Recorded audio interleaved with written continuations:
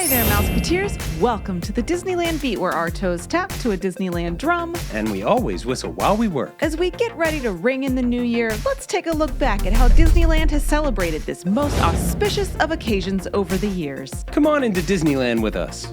Like, subscribe, and stick around. Disneyland is your land. Come seek an adventure into your pirates, eh? Make the jump to light speed.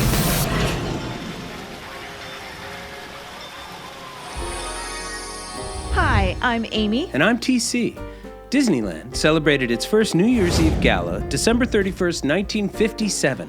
7,500 guests enjoyed the park that evening, and Lee Wolfenden of Phoenix, Arizona became the 10 millionth guest to enter Disneyland.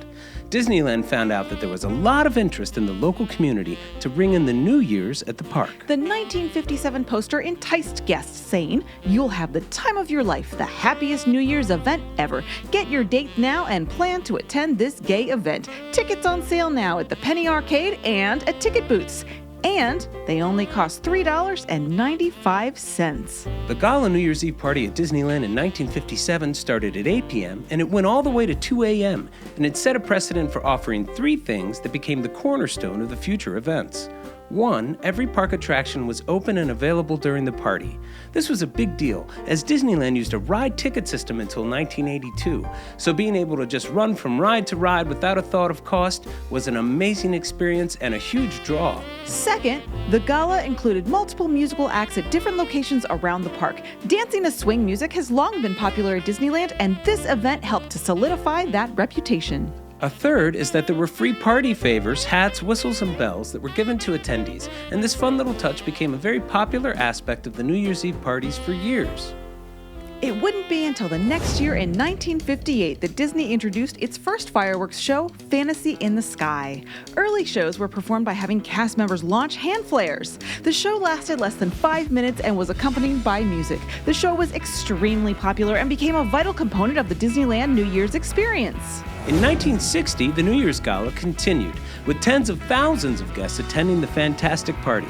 Not only did Walt want to celebrate the massive 1959 expansion of the park, but the celebration also expanded itself to include many of the Disneyland dining experiences. The Tahitian Terrace opened in 1962, and it offered impressive dinner shows that became a staple of the New Year's Eve party. And the Golden Horseshoe began to include performances of its famous stage revue during the New Year's galas, adding to the dancing at Carnation Gardens. In 1966, Disneyland made a massive change to the Fantasy in the Sky fireworks show. It expanded from a short show that only had a few numbers, Hi-Ho, the Mickey Mouse March, Bibbidi Bobbidi Boo, and Whistle While You Work, to becoming a huge show with over a dozen new musical numbers and new technology that allowed them to synchronize the fireworks with that music for the first time. And the modern fireworks extravaganza was born. The New Year's version always included a countdown and the playing of Auld Lang Syne at the beginning of the show. In 1967, Disneyland Records, which recorded albums about the Disneyland experience, released an LP sponsored by Pepsi, New Year's Eve at Disneyland.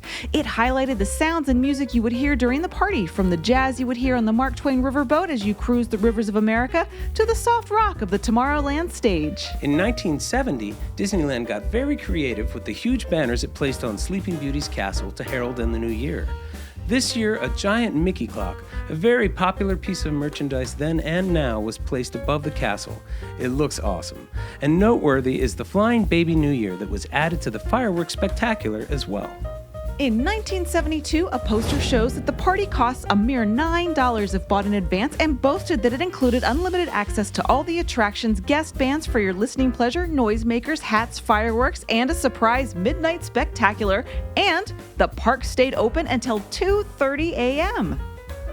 By the mid-70s, you can enjoy parties all around the park. At the Tahitian Terrace in Adventureland, there was often a stage in front of the castle, and at the Rivers of America or on the Mark Twain, and at the Golden Horseshoe in Frontierland. Carnation Plaza Gardens by the castle, and the Tomorrowland Terrace would rise out of the ground. In the late 1970s, the larger stage was built in Tomorrowland and became a big part of the New Year's Eve party. The 1979 program for the New Year's Eve Gala even had a performance by Minnie Riperton of Disco Star Wars fame. Wish I had been there for that. The program goes on to highlight 8 different performances found around the park. In 1979, the party only cost $12. The ticketed late-night party definitely continued into the 1980s, as you can see in this 1980 poster advertising musical lights like Shalimar, Skiles and Henderson, and the SOS Band. Disney removed the individual attraction ticket system in 1982 in favor of an all-inclusive ticket, so one of the biggest draws of the New Year's Eve parties vanished. But by this point, the New Year's Eve party was a huge event, drawing tens of thousands of local residents to the park. For one night, often due to the large crowds, the attractions take a back seat to the music, dancing, and fireworks. A more expensive ticket that included all the attractions in the fee at Disneyland really flipped the script for the locals who were used to getting into the park for next to nothing. In an effort to retain them, however, Disneyland began to start to offer discounts to Southern California residents, as well as offering more inclusive services and events.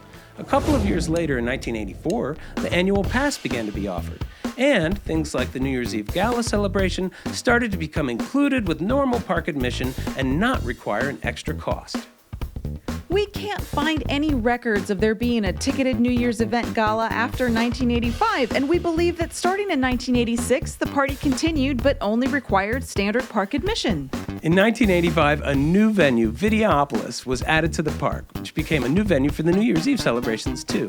In 1987, New Year's program shows Exposé playing at Videopolis in Fantasyland, with dancing until 2:45 a.m. It completes the amazing lineup with Kool and the Gang playing the River Stage, Richard Marx playing the stage in front of the castle, and the Harry James Orchestra playing in the Carnation Plaza Gardens. What a party! Moving forward through the 1980s and 1990s, Disneyland and its counterpart Walt Disney World continually set attendance records on New Year's Eve, absolutely packing the parks. In Anaheim, there are stories of people waiting in line in their cars to get into the parking lot, just parking in the street right where they were in order to get into the park in time to see the fireworks, which is crazy. Once Fantasmic opened in 1992, it began to be incorporated into the New Year celebrations as well. And overall, as new shows opened in the park, they would often be included in the party. Of course, New Year's Eve 2000, the year of Y2K, when everyone feared the computers were all gonna blink out, was a huge party year. In fact, Disneyland was the only SoCal theme park to operate rides past midnight in fear that the computers might shut them all down due to a programming bug. Disney invested a great deal in its digital infrastructure at this point, and the night went off without a hitch. A flyer for the 2001 celebration shows Billy Hill and the Hillbillies at Big Thunder Ranch, Woody's Roundup at the Golden Horseshoe, and the Sword in the Stone ceremony, and an Amazement playing at Fantasyland. That year, the park also continued to give out party favors and magical wishing wands, which were just glow sticks, to coordinate cool crowd light moments. A decade later, they would sell wands with LED lights in them that can be controlled by Disney lighting designers. Of course, in 2001, Disney California Adventure opened up, and for New Year's Eve, it presented a low-level fireworks show, a variation of its holiday show, Luminaria, and it set the precedent of having New Year's Eve celebrations at Paradise Bay in the park. These lower-level lighting and fireworks shows continued at DCA until the installation of the World of Color system in 2010. The incredible water fountain spectacular was incorporated into the New Year's Eve show from then on and is now a New Year's destination for lots of fans. For a long time now, New Year's is one of the few World of Color performances to include fireworks as part of it. Today, the New Year's Eve celebrations are found in almost every corner of both parks and on every available stage. It is traditionally one of, if not the most crowded day at Disneyland Resort every year, often setting attendance records. This year is going to be the first New Year's Eve celebration to happen while Disneyland has a reservation system in place. Now, we still think the park is going to be packed. Of course, these days the hotels get in on the party. The Disneyland Hotel has offered a ticketed gala for many years, as has the Grand Californian, and Downtown Disney has street performances and a party going all night. Disney has maintained its traditions beautifully, and though often crowded, New Year's at the park is simply magical and incredible. They still offer hats and noisemakers to their guests, and every attraction is kept open and every show is often performing. They bring in guest musical acts from many different genres and have dancing long into the morning. And at midnight, they count down the new year and ring it in with fireworks and revelry, just like they have since 1957. Well, we hope all of you have a wonderful, healthy, happy new year. Thanks for joining us. We'll see you real soon, Mouseketeers. See you real soon.